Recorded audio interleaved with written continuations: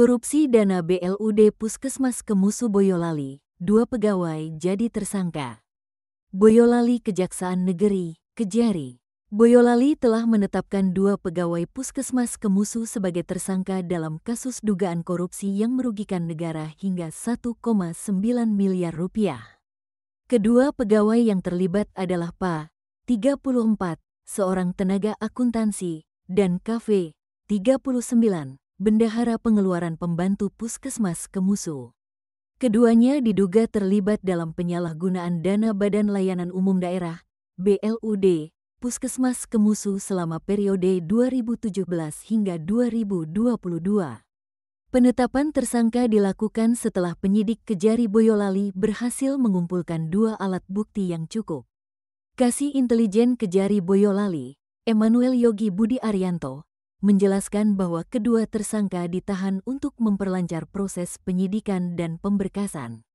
Kami telah menetapkan kedua tersangka dan melakukan penahanan untuk kelancaran proses hukum, ujarnya pada Kamis, tanggal 23 Januari tahun 2025.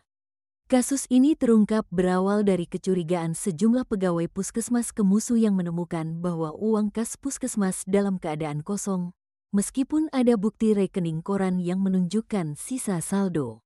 Setelah diperiksa, ternyata saldo asli di rekening BPD Bank Jateng tidak mencocokkan dengan rekening koran yang diduga dipalsukan oleh kedua tersangka.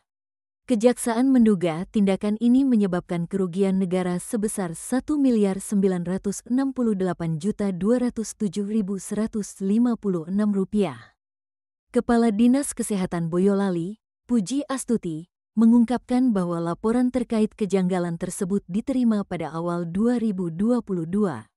Ketika dilakukan pemeriksaan lebih lanjut, terungkap bahwa rekening koran yang diserahkan oleh tersangka tidak sesuai dengan kondisi rekening yang sebenarnya. Meskipun demikian, Puji memastikan bahwa kasus ini tidak mengganggu layanan kesehatan di Puskesmas Kemusu, meskipun pegawai setempat merasa dirugikan akibat pengurangan dana yang seharusnya mereka terima, seperti jasa pelayanan, JP. Puji juga menambahkan bahwa Pa telah dipecat dari jabatan akuntansi di Puskesmas Kemusu pada awal 2024, sementara KV tetap berstatus sebagai bendahara pengeluaran pembantu. Proses hukum untuk kedua tersangka kini terus berlanjut, dengan Kejaksaan Negeri Boyolali berkomitmen untuk menuntaskan kasus ini sesuai dengan ketentuan yang berlaku.